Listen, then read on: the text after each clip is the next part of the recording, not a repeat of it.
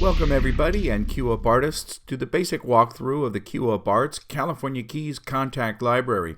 I'm Michael Scott, co-designer and developer at Cue Up Arts, and I'll be guiding you through this multi-series walkthrough of the basic features of California Keys. It's not intended to be a comprehensive, in-depth review of the sounds, but more of a quick walkthrough of all the features. But links to the actual sounds will be provided later. So, let's take a look. Today we're looking at the WEP, a really lush 1960 series 140B Wurlitzer with no mods. It's been restored by Arlen Oscar and Ken Rich. And as is the case for all of the California Keys, we created interfaces from the actual instruments themselves, archiving and photographing all of the vintage vibe right on down to the scratches, cigarette burns, and gouges. We archived the front and backs of these instruments. So let's have a look at the very first module, the ADSR Envelope, which stands for Attack, Decay, Sustain, Release. And it's just a basic function of time, how your sound will play from the onset, which is the attack of your note, through the decay and the sustain, and finally the release after you lift up off the key. So here, let's run through these real quickly and have a look at how they function. Attack function will slow your attack rate.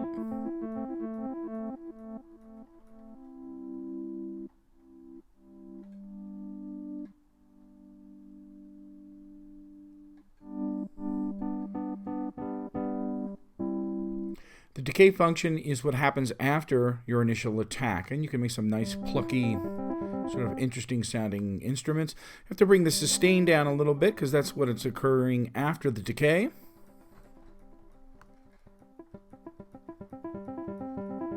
And you can hear this decay just coming down on the sound right after the attack. Very good to get some nice special effects or to clean up your playing. Having the decay and sustain all the way to the top is the nominal setting.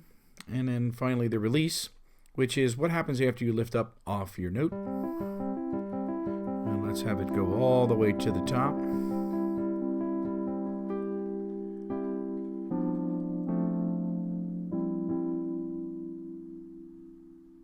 Create some nice special effects using the attack and release.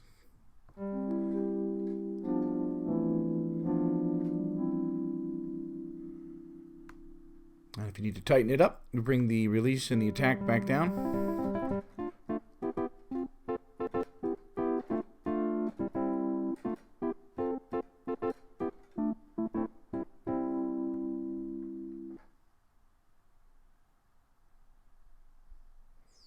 And so moving right along to the next module here, I'm going to take a look at the delay section.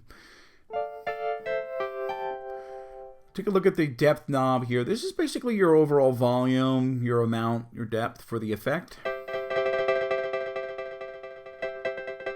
And one very cool feature that we plugged in that's not instantly intuitive or that you can spot is if you need to shut this module down completely, I mean completely shut this off. If you're trying to problem solve, if you've got a lot of instances running and you're trying to figure out, you've got CPU issues going on, all of our effects, when you bring them down to here, down to 0, all the way from here to completely off, completely shuts off the effect. So no more CPU cycles is being dedicated to this module here. Very nice feature to have.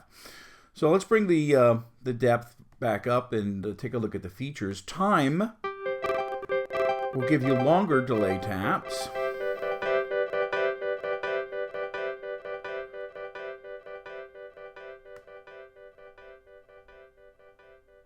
And let's take this back down to make them tighter. And as you go counterclockwise,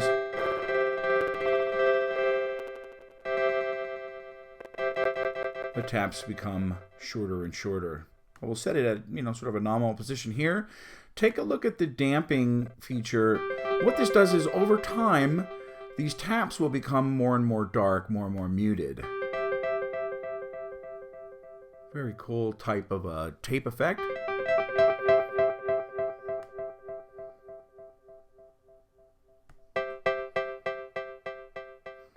feedback just continues to feedback the delay line back into itself, and so the tap just continues to go. So the more of this you have, the longer your delay tap will continue.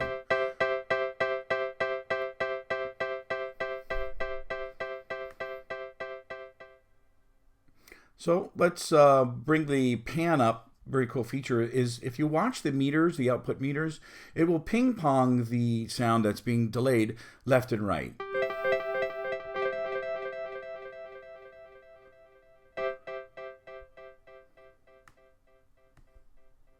Like a nice long delay with a little damping.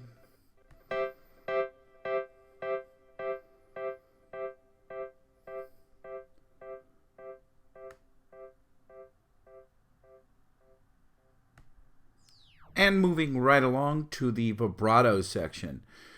This is my favorite section of the Wurly, is this vibrato section right here. We've done a lot of modeling and direct references with this 140 to make it sound exactly like the vibrato that is in that vintage instrument. And the way they kind of read out or lay out is they're based in sort of a column fashion. So you have your amplitude, which is the volume of the vibrato. And then you have here in this column the pan.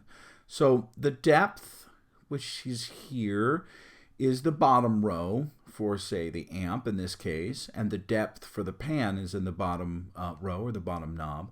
And the rate or the speed of these effects is on the top knob. So here you have your rate for your amplitude, and here you have your rate for your pan. So let's jump right on in and take a listen to it. So here I'm going to turn up the amplitude of vibrato.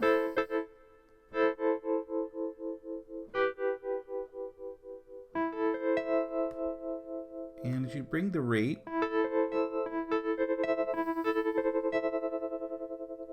you notice a faster vibrato. And this is basically, if you take a look at the meters, you're seeing the amplitude only, just the volume going up and down and modulating. Very nice. When you add the pan amount, of course, the vibrato begins to pan left and right. This bottom row, again, these two bottom knobs are, these two clamshell knobs are the amount or the depth. And you can have it pan nicely back and forth and have different rates, which is a feature you could not do on the 140 Wurly.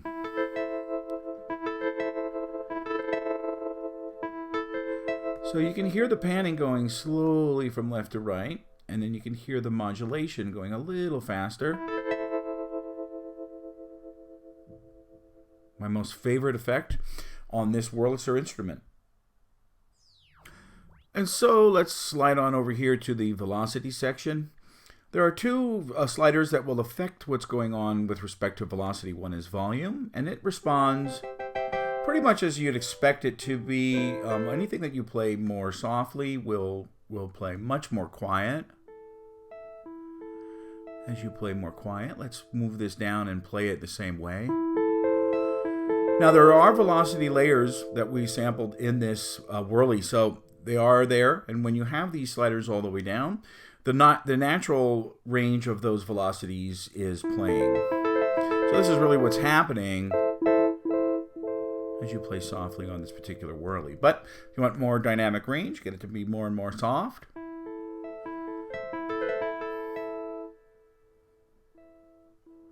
Just turn it all the way up. The velocity to filter slider works in conjunction with this cutoff.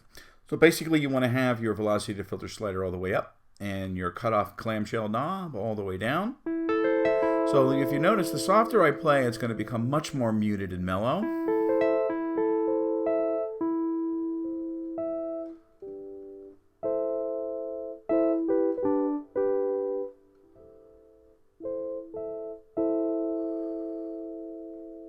Let's play that again with the slider back in its non-effect position.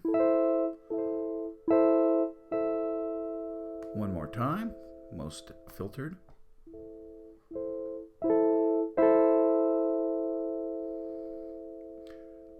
The filter, let's move on to the cutoff and this section over here. The cutoff will actually work independently of the velocity to filter slider as long as this slider is all the way down. So your cutoff will basically act to mute and kind of soften up and make your tone a little more mellow. But it will always be a static effect because there's nothing affecting it. In this case, the velocity to filter, if you move this up, will affect it. If this is all the way down, it's just a static setting as to wherever you have the knob. A normal position is all the way wide open. We've also modeled a nice sort of a presence tone knob here. So if you need a little more bite at a gig or when you're recording. It's not so much an EQ as much as it is a presence. A little bit more mellow and kind of a sculpted tone. And over here, you get a little more bite. And the spread feature is you get a little bit more stereo effect of your keyboard down here. So as you play from left to right, take a look at the output meters as I play down here. And I'm just kind of mousing all the way across the keyboard just so it's quick and convenient. So you can see it goes from left to right as you play across the keyboard. A little more stereo effect, very cool. So your lowest notes will come out the left and your higher notes will come out the right. And so let's move right along here to the reverb section. The level knob works the same way insofar as it will shut off your effect completely as it did with the delay and the other effects. If you have instance problems, if you have CPU overloads, or you got issues that you're trying to figure out, taking the effect from here to basically here, all the way off, will shut off your effect entirely. So let's turn it back up and have a listen at the reverbs. They're divided into three categories. In this case, spring, plate, and hall, and they go from short to medium to long. And that gives you a wide variety for you to play with. And we studied through these reverbs to figure out which is the best settings and length and time to get you the most optimal playing experience without you having to kind of sort through all these knobs and fidget around with things. You should be up and running with these. They're really nice. The spring reverbs are proprietary. So let's have a listen. Let's toggle through to the shortest spring.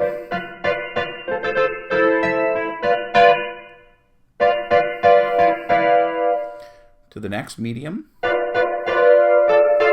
little bit different, a little bit more throaty, a little bit deeper, and slightly longer. And for the longest in the spring category.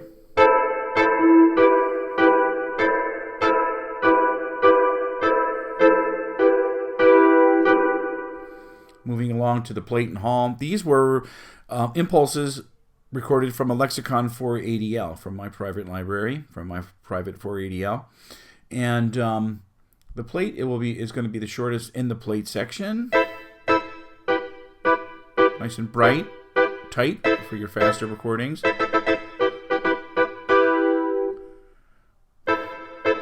Slightly longer, slightly more rich. And the longest in the plate.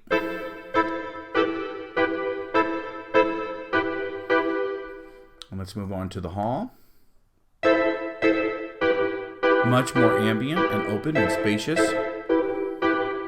Slightly longer.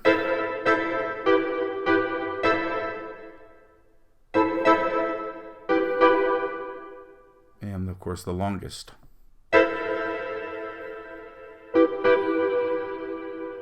This is one of my favorite impulses here.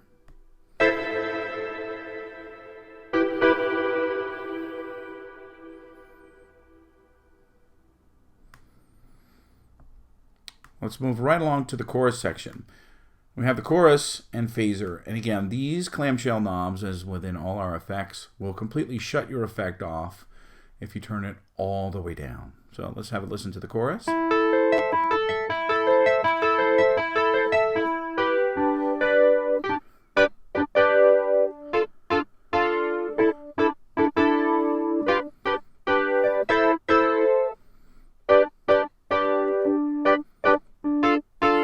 Several different things are happening as you're rotating this knob. It's not just turning up the depth of the chorus, a little bit more speed, a little bit more breadth as you go clockwise across the range of the effect.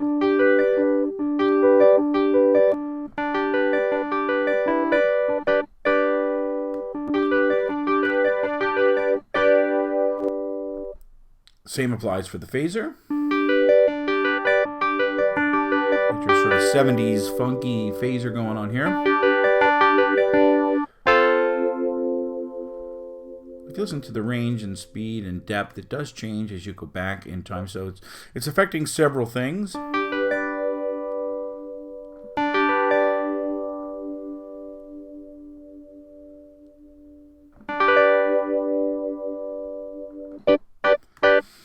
And I'm going to turn these effects, I'm going to turn them all on to some degree or another. Actually, I think the chorus has been on through the entire demos, so I apologize for that.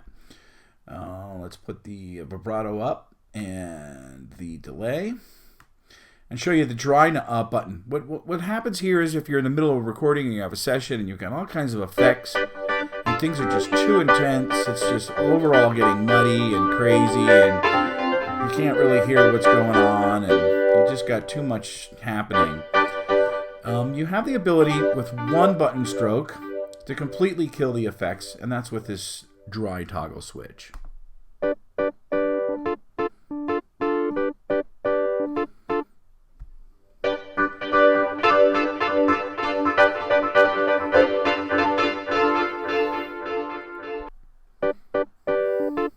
Great for session work, for gig work, problem solving. You just want to hear the dry, just the straight up samples.